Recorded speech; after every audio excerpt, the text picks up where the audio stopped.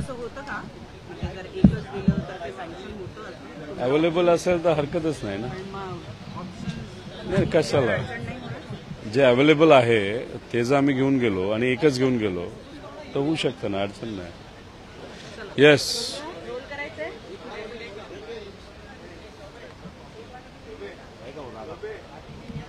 काय दिसेल का नाही हा विषय. येस रोहितदादा काय सांगाल, राज्य सरकारने मराठा आरक्षणासंबंधी आज एक विशेष अधिवेशन बोलवलं आहे, कायदा पारित केला जाणार आहे आज. खरं तर आमच्या सगळ्यांची अपेक्षा आहे की आज जे कुठलं बिल आरक्षणाच्या बाबतीत राज्य सरकार आणत आहे ते अशा पद्धतीचंच असावं जे कोर्टात टिकू शकतं.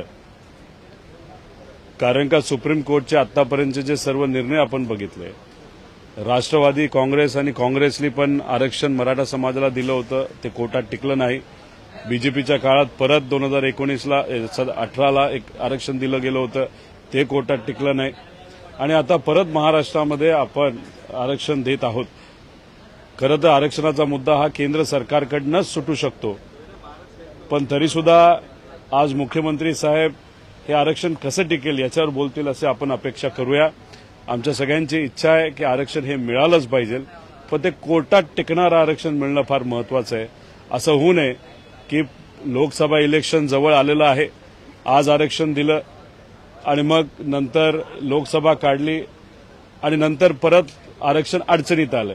त्यामुळे या दृष्टिकोनातून सगळ्या गोष्टीचा विचार करावा आणि कोणाच्याही भावनांच्या बद्दल सरकार खेळू नये एवढीच अपेक्षा आम्ही सर्वजण करतो. आज केवळ मोजक्याच नेत्यांना, काही गटनेत्यांनाच बोलण्याची संधी मिळणार आहे असं कळतं आहे. असं जर झालं आणि तुम्हाला बोलण्याची संधी मिळाली नाही तर आम्ही आमचं नाव देणार आहोत, आम्ही विनंती करणार आहोत की आम्हाला बोलण्याची संधी द्या. पण आता अध्यक्ष महोदय त्या बाबतीत काय करतील आपण बघू. आम्ही म्हणजे मी असेल, सर्व पक्षातले जे आमदार आहेत सगळ्यांनाच बोलायचं आहे, त्यामुळे अपेक्षा करूया सगळ्यांना बोलून दिलं जाईल. काल निकाल आलेला आहे, सर्वोच्च न्यायालयाने काही महत्वाच्या बाबी नोंदवलेल्या आहे. 7 दिवसाचा अवधी दिलाय निवडणूक आयोगाला. ज्यावेळेला तुम्ही अर्ज करणार त्यावेळेला 7 दिवसाच्या आत चिन्ह द्यायचं आहे. कधी केला जाणार आहे अर्ज आणि कुठले कुठले ऑप्शन तुमच्याकडे दिले जाणार? नाही, निकाल आदरणीय पवार साहेबांच्या बाजूने दिला त्यासाठी मी मनापासून कोर्टाचा आभार व्यक्त करतो.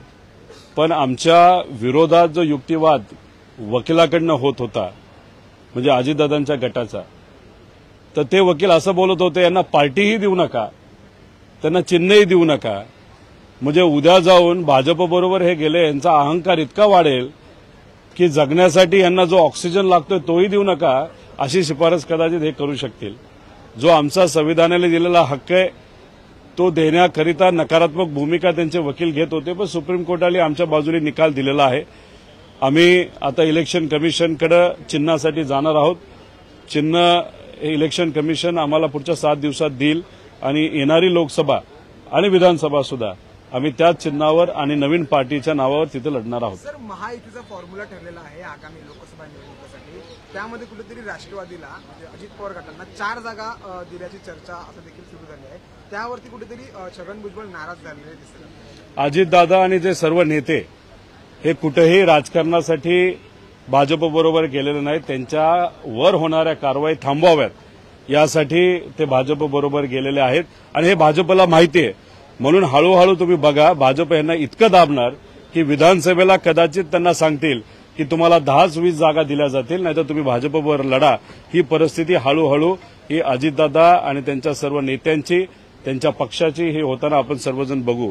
आणि तुम्हाला आश्चर्य वाटणार नाही, येत्या काळामध्ये अजितदादा कदाचित एकटे पडतील आणि त्यांच्या आसपास असणारे जे सर्व नेते आहेत, जे कानामध्ये दिवसा आणि संध्याकाळी नुसतं विष पेरत असतात, ते कदाचित दादांबरोबर राहतील का नाही असाही प्रश्न खरं तर डोळ्यासमोर आहे. त्यामुळे दादांना 4 वरच कुठेतरी थांबावं लागेल हे कुठे ना कुठेतरी दिसतंय. तसं एकनाथ शिंदे साहेबांचं सुद्धा झालेलं आहे. त्यांच्याकडे उद्धव ठाकरे साहेबांचे प्रमुख खासदार हे जाऊन सुद्धा त्यांना 10च्या पुढे जागा मिळणार नाही असं चित्र तिथं दिसतंय. भाजप नेहमी पक्षांना संपवतं, मित्र पक्षालाही संपवतं. त्यामुळे या दोन्ही पक्षाला विधानसभेला कुठेही जागा दिली जाणार नाही असं आम्हाला सगळं वाटतं. आणि 2024 नंतर हे पक्ष राहतील का असाही प्रश्न सामान्य लोकांना पडायला लागलेला आहे. या ठिकाणी घर शरद वापसी पवारांची होईल का? घर वापसी होईल का? तुम्ही ज्या पद्धतीनं म्हणताय की पक्ष राहणार नाही, 4च माणसं राहतील अजित पवारांकडे, तर मग जे उरलेले आता त्यांच्यासोबत गेलेले आहे त्यांची घर वापसी होईल का नाही, का ते भाजपमध्ये विलीन होतील? आदरणीय पवार साहेब या बाबतीतला निर्णय घेतील. काही आमदार असे आहेत की जे तसे विचाराने चांगले आहेत, पण त्यांना धमकी देऊन तिथं घेऊन गेलेले आहेत. कदाचित त्यातले बहुतांश आमदार हे परत आदरणीय पवार साहेबांकडे या लोकसभेमध्ये नाही तर विधानसभेमध्ये येतील असं आपल्या सर्वांना बघायला मिळेल. पण जे नेते खालच्या पातळीवर जाऊन भाजपची भाषा बोललेले आहेत त्यांना घ्यायचं का नाही याचा निर्णय आदरणीय पवार साहेब घेतीलच. पण हळूहळू हे जे काही नेते पदासाठी, सत्तेसाठी आणि स्वतःवरची कारवाई होऊ नये यासाठी जे आज भाजपबरोबर गेलेले आहेत ते पुढे जाऊन भाजपच्याच चिन्हावर लढतील असं आम्हा सगळ्यांना वाटतं. मनसर या ठिकाणी शरद पवारांची सभा होती आणि त्या ठिकाणी वादा तोच पण दादा नवा अशा पद्धतीचे पोस्टर लागलेले दादा काय सांगाल यावर? कार्यकर्ते प्रेमापोटी काय बोलतात हे आपल्याला सांगता येणार नाही. आता फक्त ही लढाई विचाराची आहे, कुठल्याही नेत्याची नाही. आणि आदरणीय पवार साहेब तिथं आम्हा सगळ्यांना घेऊन लढत आहेत, लोकांच्या ताकदीवर लढत आहेत. हे आमच्या सर्वांसाठी जास्त महत्वाचं आहे.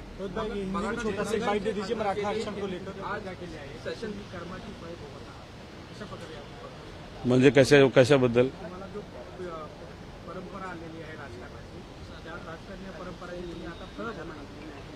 आम्हाला जी परंपरा राजकारणाची आलेली ती संघर्षाची आलेली आहे. आमच्याकडे गद्दारीची कुठेही परंपरा नाही. तुम्ही काँग्रेस पक्षात होता, मध्येच कुठेतरी दुसऱ्या पक्षात होता आणि आज बीजेपीमध्ये गेलेला आहात. त्यामुळे तुम्हाला कुठला विचार धरायचा, कुठल्या विचाराने काम करायचं हे जर माहीत नसेल त्याला मी काय करणार. लहानपणीपासून जो विचार आम्हाला शिकवलाय, शिवशाहू फुले आंबेडकरांचा विचार, मराठी माणूस म्हणून अस्मितेसाठी लढणं हे आम्हाला शिकवलेलं आहे. आणि आज आम्ही संघर्ष करत आहोत. आम्ही थोडी आमच्यावर कारवाई होणार म्हणून आम्ही पार्टी बदललेली आहे. त्यामुळे अप्रत्यक्षपणे सुजय विखेंनी स्वतःवरच कुठेतरी एक टोमणा मारला असं मला म्हणावं लागेल. कारण का ते तिथं का गेले हे लोकांना माहिती आहे. आम्ही इथं संघर्ष का करत आहोत, कारण महाराष्ट्रातला प्रत्येक स्वाभिमानी नागरिक हा संघर्ष करत आहोत. आणि संघर्षाची भूमिका आम्ही जर घेतली असेल तर ती आमची परंपरा असेल, तर त्या परंपरेचा आम्हाला अभिमान आहे. मराठा आरक्षण को लेकर विशेष अधिवेशन बुलाया गया है, हिंदी में संक्षिप्त बाइट. आज मराठा आरक्षण देने के बारे में एक विशेष अधिवेशन महाराष्ट्र सरकार ने बुलाया है. हम सबकी इच्छा है कि ये जो आरक्षण सरकार देने वाली है वो कोर्ट में टिकना चाहिए. कांग्रेस राष्ट्रवादी ने भी आरक्षण दिया था, वो कोर्ट पे टिक नहीं पाया था. फिर बाद में बीजेपी ने दिया, वो कोर्ट में टिक नहीं पाया था. अभी वापस स्टेट लेवल पे बीजेपी और उनके जो मित्र पक्ष है वो आरक्षण देने वाले हैं. आरक्षण टिका तो हमको भी आनंद होगा, लेकिन ये आरक्षण टिकने के लिए हमको केंद्र सरकार के पास जाना पड़ेगा. हमको वहां पे अध्यादेश लाना पड़ेगा, वहां पे घटना दुरुस्ती करनी पड़ेगी. लेकिन फिर भी मुख्यमंत्री साहब आज क्या बोलते हैं वो थोड़ा सा देखने की बात है. उसके बाद ही हम कुछ कह पाएंगे. लेकिन अगर आज आप आरक्षण दोगे और उसमें अगर आप सिर्फ लोकसभा का इलेक्शन निकालने के लिए आरक्षण दोगे और बाद में आरक्षण टिकने ही नहीं वाला होगा तो ये युवाओं पे अन्याय हो सकता है. इसलिए विनती है सरकार को, कोर्ट में टिकने वाला ही आरक्षण उन्होंने देना चाहिए. इलेक्शन कमीशन ने कहा है 7 दिन में, सुप्रीम कोर्ट ने कहा है इलेक्शन कमीशन को कि 7 दिन आपके आवेदन करने पर 7 दिन के अंदर. अभी इलेक्शन कमीशन जो बीजेपी का एक डिपार्टमेंट हुआ है, उनको सुप्रीम कोर्ट ने कहा है कि अभी पवार साहब की जो पार्टी है उसका भी चिन्ह भी आपको देना पड़ेगा. एक अच्छा निर्णय कल हुआ. जो वकील दादा के तरफ से लड़ रहे थे, अजित दादा के तरफ से, उनका तो कहना था इनको पार्टी भी मत दो और इनको चिन्ह भी मत दो. मतलब ये लोकशाही है कि नहीं, या ये वकील को लोकशाही के बारे में कुछ मालूम है कि नहीं, ये भी नहीं मालूम. लेकिन सुप्रीम कोर्ट ने निर्णय उचित दिया है. अभी हम इलेक्शन कमीशन के पास गए हैं और 7 दिन में हमको नया चिन्ह मिलेगा जिसपे हम लोकसभा और विधानसभा लड़ेंगे.